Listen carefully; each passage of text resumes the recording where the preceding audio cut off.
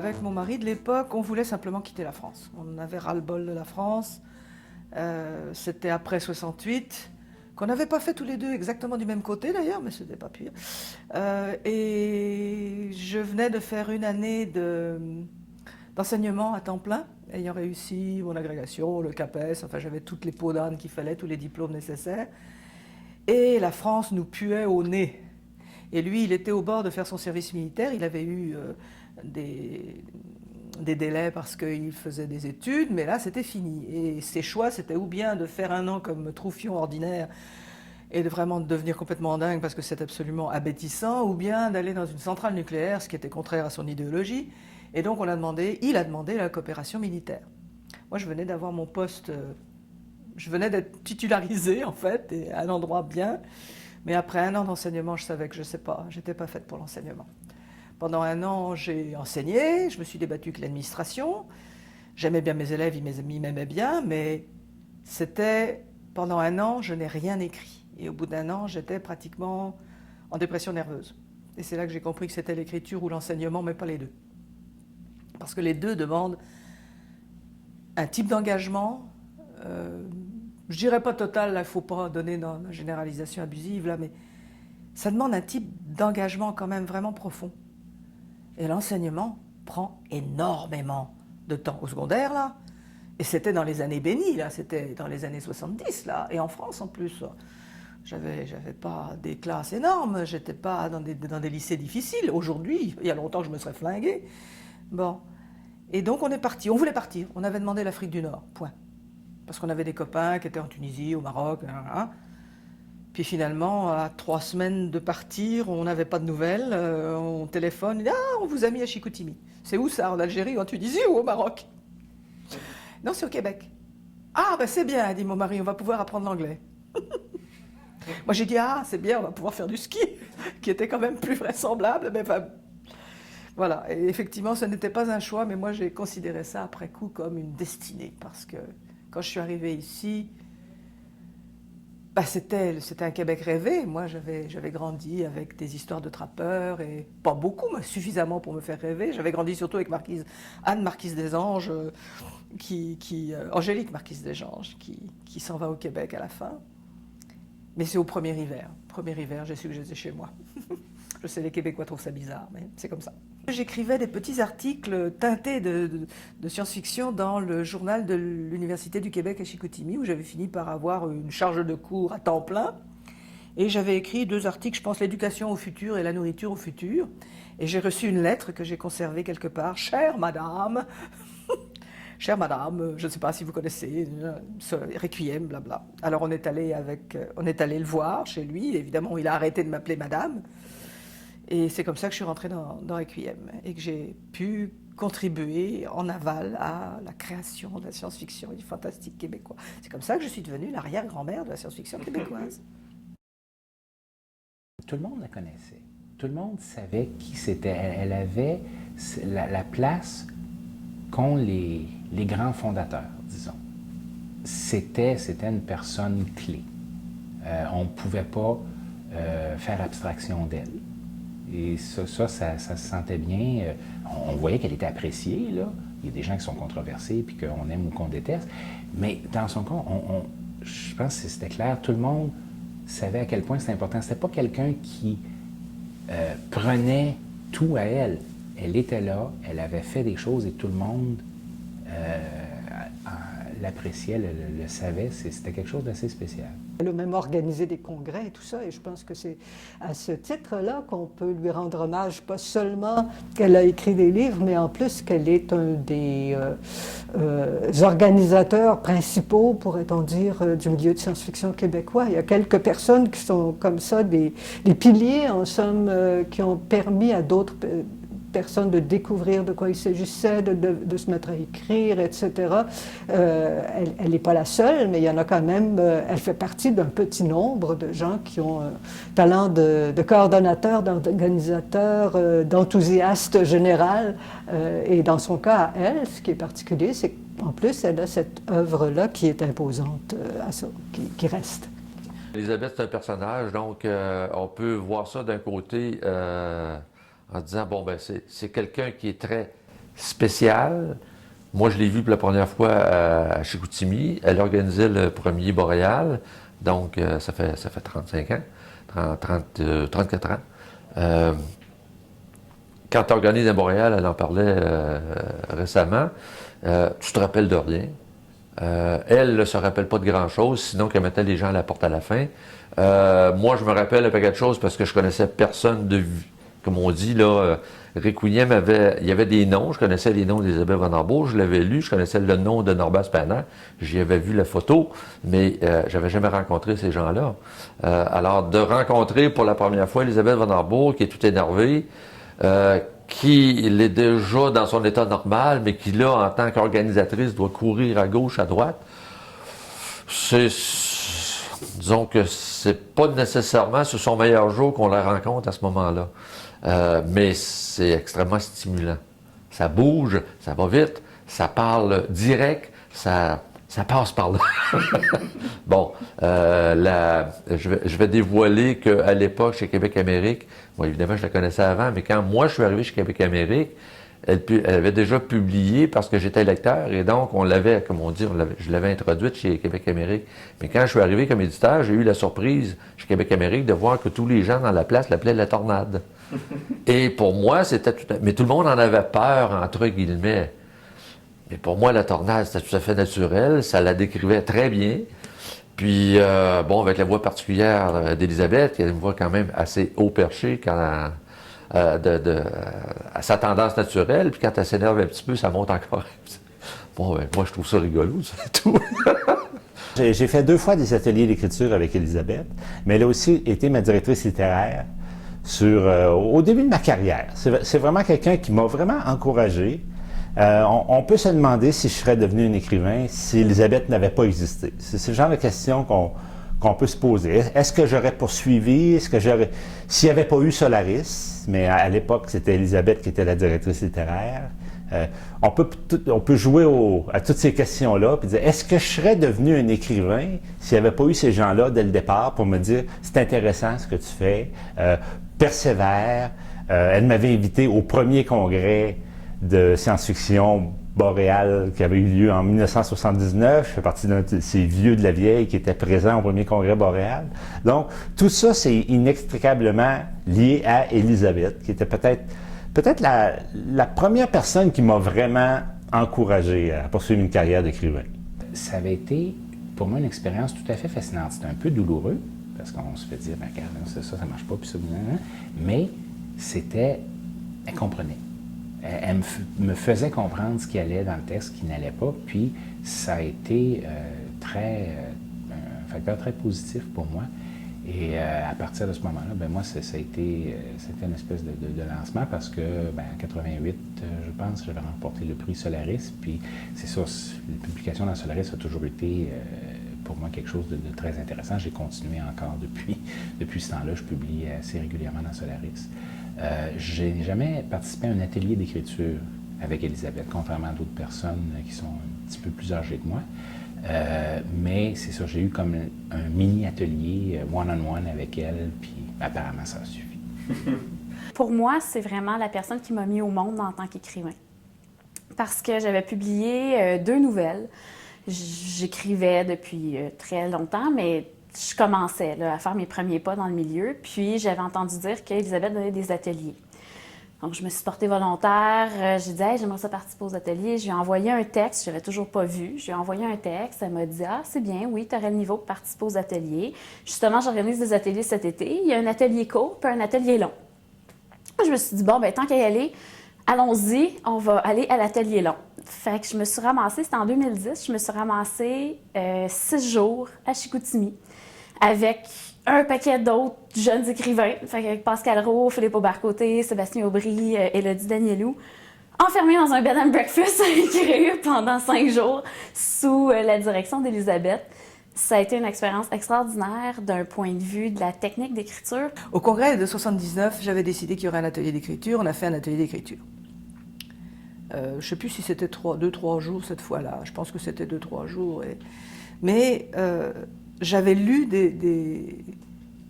J'étais très au courant de ce qui se passait en milieu anglophone, où les ateliers d'écriture étaient quand même relativement pas très nombreux à l'époque, mais ils existaient. Et puis il y avait cette mentalité quand même très nord-américaine que oui, on peut apprendre à écrire. On ne peut pas apprendre le mouvement d'écrire ou le désir d'écrire ou avoir de l'imagination, etc. Mais il y a une technique, il y a des techniques. L'écriture est un artisanat. Bon, ça n'est pas un don du ciel. Et j'avais donc décidé de faire un atelier d'écriture parce que depuis déjà 2-3 ans, je servais de directrice littéraire avec Norbert pour Requiem. Et je voyais revenir les mêmes problèmes, je commençais à voir, en même temps j'enseignais la littérature, donc je réfléchissais, en même temps j'écrivais. Donc si tu veux, ça venait de tous les coins, je me disais oui, il y a moyen de faire ça. Et là j'avais de l'ambition, là je dis je voudrais pouvoir créer des auteurs de science-fiction au Québec. Et donc j'ai dit bon, on va commencer les ateliers d'écriture. Puis ça a commencé, puis ça a continué. Et puis à un moment donné, j'avais fait, à partir des ateliers d'écriture, justement en constatant au bout de 3 ou 4 ou 5 ans que c'était toujours les mêmes problèmes qui revenaient dans les textes de débutants, je me dis bon, on va faire une série d'articles dans Requiem c'était avant les ateliers d'écriture en fait. Les ateliers d'écriture ont commencé quand exactement, sapristi? Ah oui, non, ok. Donc j'ai fait une série d'articles, 7 ou 8 articles sur comment écrire de la science-fiction, etc., avec des exemples que les gens des ateliers m'avaient permis d'utiliser. Et là, Vital Gadebois et comment s'appelle-t-il donc déjà?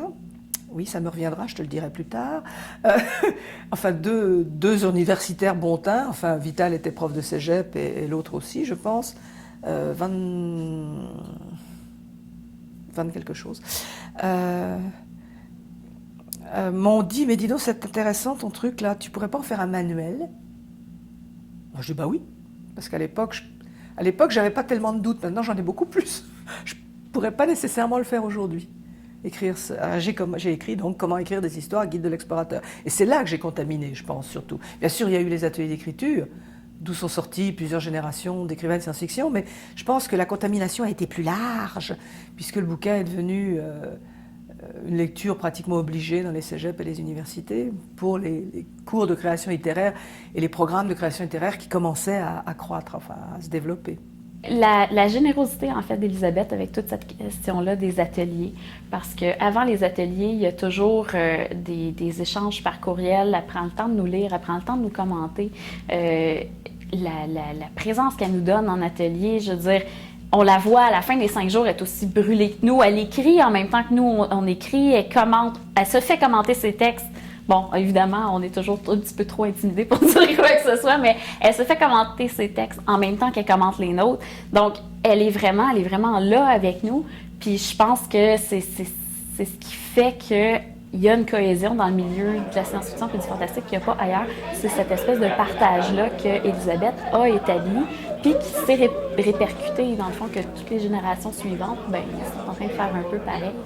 Eh bien, si je mérite un fromage missionnaire, c'est vraiment à cause de comment écrire des histoires. Parce qu'il a contaminé, combien tu disais, 4 ou 5 générations 4 ou 5 générations d'écrivains.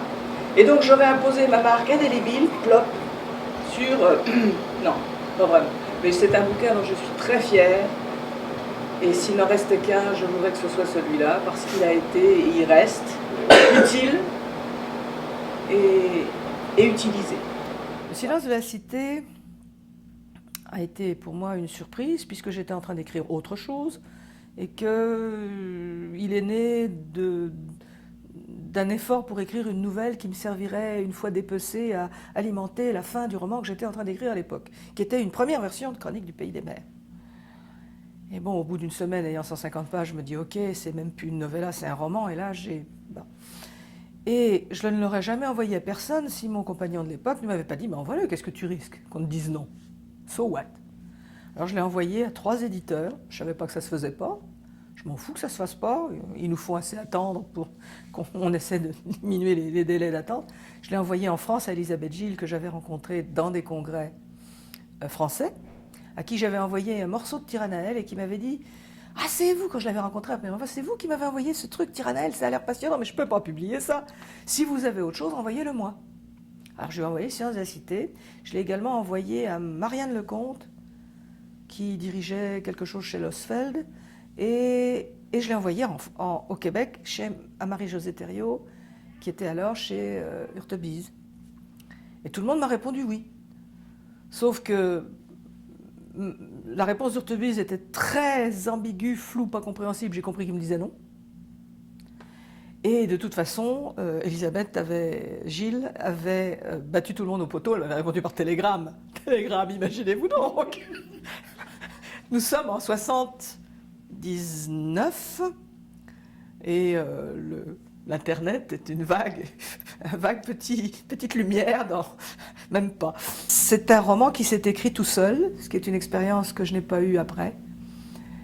Tout seul, sans vraiment une préparation comme je l'ai fait par la suite, et qui m'a beaucoup appris, et qui a été l'occasion d'une prise de conscience soit extrêmement inquiétante, soit extrêmement plaisante. C'est que quand il a été réédité, republié par Alire en 99, si je me rappelle bien, je l'ai relu pour voir s'il y avait des... Et il n'y avait rien. J'ai corrigé une virgule ici et là. Peut-être un que qui traînait. Mais c'était tout. Et là, je me suis trouvée devant la question angoissante. Voyons, est-ce que j'étais géniale du premier coup ou bien est-ce que j'ai rien appris depuis? Et en fait, les deux, mon capitaine. Parce que, pas génial, mais j'avais fait spontanément des choses dont je ne savais pas pourquoi elles marchaient, mais elles marchaient. Et le temps que j'ai passé entre ça et le moment où je l'ai relu, et il y a eu donc quand même pas mal de choses entre-temps, j'ai réappris à faire consciemment ce que j'avais fait spontanément. Donc j'étais géniale et j'ai appris. Non, mais c'est vraiment une expérience très, très, très étrange, parce que quand j'ai relu, pour la même raison, Chronique du Pays des Mers, qui a été écrit ensuite, qui a été écrit après Tyrannel, qui donc avait bénéficié de toute mon expérience si j'en avais, mais maudit qu'il y en avait, il y en avait à reprendre là-dedans. Il y avait des phrases tiroirs, il y avait des phrases obscures, il y avait 2 ou 3 trucs qui étaient vraiment pas clairs. Enfin bon, faut dire que Chronique a été écrite dans des circonstances un peu particulières. Je l'écrivais et ma traductrice le traduisait à mesure. Ce qui fait que la pauvre, quand j'avais une révision à faire, elle virait folle, surtout qu'elle travaillait pas vite. Elle travaillait super bien, mais elle ne travaillait pas vite. Elle a viré folle avec ce roman-là. Je pense que c'est ça qui l'a découragée de traduire Tyrannel. Elle a dit « Ah non, je ne suis pas capable. 5 volumes, je ne serai pas capable. Ça prendra 10 ans. » Bon. Et écrire quelque chose en même temps qu'il est traduit, c'est pas vraiment... C'est la seule fois où j'avais un peu de pression. Parce que je n'écris pas à la pression. Je n'ai pas un éditeur ou un agent derrière moi qui me mord les talons en me disant « Avance, avance, avance, il faut qu'on le publie en mars, blablabla. » Non, j'ai pas ça. La première fois que j'ai consciemment lu Élisabeth von Arbour et que je m'en souviens, c'est lorsque j'ai lu La Chronique du Pays des Mers, lorsqu'elle est sortie, la première édition à Québec-Amérique en 92. Et je m'en souviens parce que je l'ai lu tout de suite après avoir lu The Left Hand of Darkness de Ursula Le Guin. Alors, la conjonction de ces deux romans féministes-là a été particulièrement percutante pour moi, pour la majorité des gens qui ont lu ces ouvrages-là, mais c'est que, comme je les ai lus l'un à la suite de l'autre, l'un étant considéré comme étant l'un des plus grands romans de science-fiction jamais écrits, et le second comme étant beaucoup moins connu, et à l'époque, Élisabeth était beaucoup moins connue, mais pour moi, apparaissait non seulement une grande féministe, mais un très grand auteur qui accote Ursula Le Guin en tout point, dans la profondeur du propos, dans la qualité d'écriture, et aussi dans la réflexion non seulement féministe, mais plus sociale. Donc moi, j'ai été changée par la lecture, surtout la conjonction de ces deux lectures-là. Chronique du Pays des Mers est apparu comme le chef-d'œuvre de la science-fiction féministe canadienne-française. Elle faisait écho un peu à certains textes antérieurs, on pense surtout à Le Guélion de Bersianic, mais c'était un ouvrage beaucoup plus achevé d'un point de vue littéraire, avec il faudrait que je le relise, mais quand même une grande maturité, je dirais, dans la perception et l'appréhension des fonctionnements politiques. Moi, je le considère comme le chef-d'œuvre d'Élisabeth. Je pense que ça va être dur de faire Dans ce genre-là, la science-fiction un peu plus classique, je pense que ça va être extrêmement dur de dépasser ça. Et pas juste pour Élisabeth, pour bien des gens. Chronique du pays des mers, pour une jeune fille de 13 ou 14 ans, c'est assez spécial parce que ça discute beaucoup des thèmes qui sont chers à Élisabeth, les notions de genre, de qu'est-ce qu'être une femme, qu'est-ce qu'être un homme, qu'est-ce que ça implique.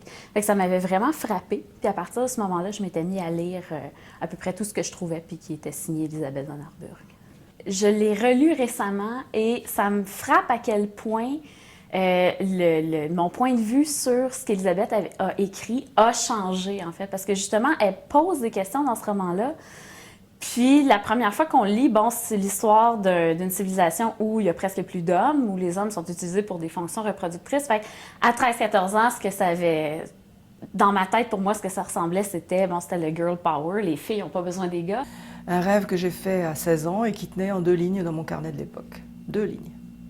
Il en est sorti 2600 pages. C'est épouvantable. Et c'est effectivement une très longue gestation. C'est le monde où j'ai vécu le plus longtemps. Maintenant, non, parce que j'ai vécu... oui. Non, maintenant, j'aurais vécu 40 ans à Chicoutimi en septembre prochain. Mais j'ai vécu de 16 ans à... Quand est-ce qu'il est sorti? En 95, 96? Donc 64 à 96, ça faisait 34 ans ou 35 ans. J'ai vécu 34 ou 35 ans dans cet univers. Quand je retournais écrire quelque chose, j'en ai fait 6 ou 7 versions. C'est vraiment l'œuvre germe, si tu veux. C'est le rêve germe, sans lequel je n'aurais sans doute jamais écrit. Parce que, j'aurais jamais écrit si je n'avais pas rencontré la science-fiction. Mais d'avoir fait ce rêve et qu'il se soit organisé tout de suite, en gigantesque histoire, ça partait dans tous les sens. Tout de suite, c'était une saga. Je veux dire, ça n'a jamais été une petite nouvelle. C'était des nouvelles, mais des nouvelles, tu parlais de fix-up, c'était des nouvelles du raboutage, c'était des nouvelles, c'était un ensemble de 3 romans formés de nouvelles plus ou moins longues. Il y avait des novellas, il y avait des nouvelles, et toutes reliées entre elles selon un schéma extrêmement complexe. Enfin, vraiment, tout de suite, ça a été le délire total. C'était mythique, Tyrannaël, on en entendait parler, mais ça sortait jamais. Pour l'éditeur, c'est une bénédiction parce que c'est quelque chose qui t'arrive. Tu sais que c'est prêt, entre guillemets, que ça a été cogité pendant 30 ans. Au départ, c'était une trilogie. Au fur et à mesure, c'est pas moi qui ai demandé à Élisabeth de recouper. C'est vraiment Élisabeth qui, au fil du temps, qui voyait son matériau se placer, se déplacer, augmenter, se structurer différemment parce qu'elle publiait des nouvelles à gauche, à droite. À partir de son matériau originel. C'est ça qui est bien avec Élisabeth, c'est comme directeur littéraire, j'ai pas beaucoup d'ouvrages des fois. Dans le cas de Tyrannaël, premier, deuxième tome, à peu près rien à dire. Certaines choses que j'ai dites, mais qui n'ont pas passé, parce que c'est aussi la beauté avec Élisabeth, on peut parler pendant longtemps. Et pour convaincre Élisabeth von Harburg, il faut vraiment être ferré, comme on dit. Alors, il y a des choses qui passent, il y a des choses qui ne passent pas, et c'est tout à fait correct, là, parce que c'est pas parce qu'elle s'entête sur certaines choses, parce que, là, comme on dit, c'est pas parce que tu es un auteur, tu as toujours tort, au contraire. Donc, premier, deuxième tome, à peu près rien à faire. Troisième tome, un peu plus, parce que là, on bougeait le matériel. Là, quand on vient fermer des volets, évidemment, ça implique sur certaines choses. Et je sais qu'Élisabeth, pour des raisons que j'ai même pas eu à lui demander, c'est ce qui est beau avec Élisabeth, c'est qu'elle le sait avant que tu lui demandes. C'est que le 4e, il y a eu beaucoup de retravail, du réajustement, et le 5e a été presque réécrit je pense, à 70%. Parce que, justement, au fur et à mesure que tu fermes des dossiers, que tu fermes des parties, ça s'ajuste. Et puis, avec la discussion, avec le travail, le dernier travail, il y a des choses qui s'ajustent. Alors ça a été... Puis écoute, on a commencé à lire avec 3 auteurs magnifiques, Jean-Jacques Pelletier, Esther Rochon et Élisabeth von Harburg. Et tu commences avec ton tome 3, c'est Les rêves de la mer. Un livre que tout le monde attendait depuis, entre guillemets, non pas 30 ans, mais au moins 15 ans. Tyrannaël, la série, c'est merveilleux. J'ai essayé de faire... Bon, j'ai publié des travaux là-dessus, mais avec les 2 volumes de traduits, et malheureusement, on n'a pas eu de suite. Mais c'est vraiment... Cette pentalogie-là, je crois que ça traite des thèmes encore plus gros que les thèmes féministes des deux romans des années 90 qu'on connaît. Et j'aimerais bien voir qu'on traduise toute la série pour intéresser encore un public plus grand aux États-Unis. La série Terre Néel, surtout le deuxième volume, ça c'est un truc qui m'avait vraiment flashé. Il y a des moments qui m'émeuvent. Bon, il y a des moments où j'ai eu des larmes, mais aussi la vastitude de cet univers qui impressionne, tout un pan de l'histoire de la Terre, mais aussi de cette civilisation extraterrestre.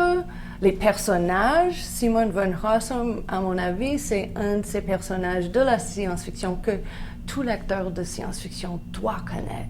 Dans Reine de mémoire, c'est plus proche de l'autobiographie puisque c'est une espèce d'histoire rêvée, de reconstitution, de recréation d'une partie de l'histoire de ma mère. J'ai vu le développement d'une auteure admirable, avec une imagination d'une finesse presque indescriptible. On parle d'un couteau affiné ici, là. J'ai aussi vu quelqu'un qui réussit, d'un point de vue strictement personnel, à me parler d'une manière si directe qu'aucun autre auteur a réussi à faire en tant qu'adulte. La première version de Chronique du Pays des Mers a été commencée en 77 ou 78 en réponse rageuse à un bouquin d'un Américain, Charles Mayne, qui s'appelait Alf, ou Alpha, je ne me rappelle plus. En tout cas, où dans 1000 ans, il n'y a plus que des femmes. Elles découvrent un bonhomme congelé, elles le décongèlent, et la première chose qu'elles veulent, c'est avoir des enfants de lui. What? Elles se reproduisent très bien sans... depuis 1000 ans, il n'y a plus un seul bonhomme dans le tas. Rien que l'idée de se faire toucher par cette chose devrait leur répugner, mais non, elles se battent pour avoir des enfants. C'est un des rares bouquins que j'ai jeté à travers la pièce. Ah non alors! Bon, j'ai dit, je vais en écrire un où ce sera dans 1000 ans, il y aura plus de femmes que d'hommes, et ça ne sera pas du tout comme ça. Parce qu'évidemment, ça virait en dystopie tout de suite. Les horribles bonnes femmes voulaient supprimer, elles s'enfuyaient, et ça redevenait Adam et Ève, enfin quelque chose de vraiment lame.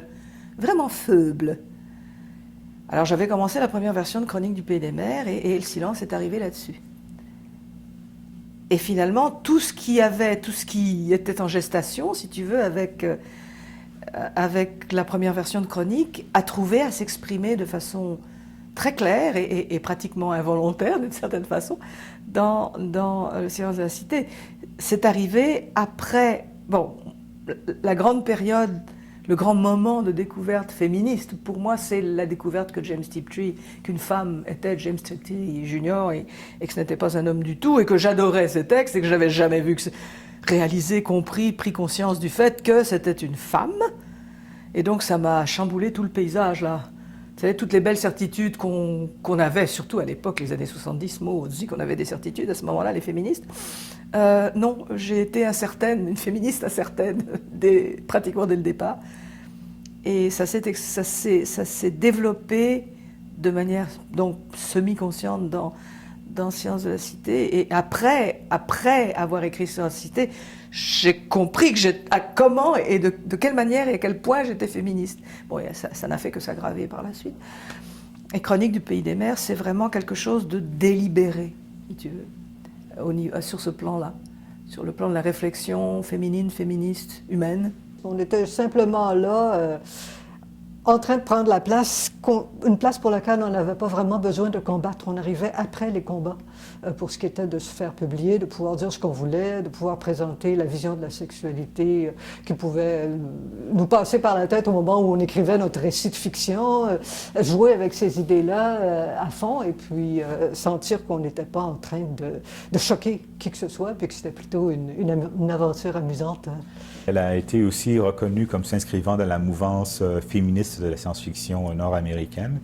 Et c'est ce qui lui a valu, par exemple, donc d'avoir ce numéro spécial de FemSpec. l'an dernier, je pense essentiellement, qui témoignait d'une reconnaissance institutionnelle parce que j'ai regardé les numéros précédents de FemSpec et a priori, c'était le premier numéro consacré à une personne. Il y avait eu d'autres numéros thématiques, mais c'est le premier numéro consacré à une seule écrivaine.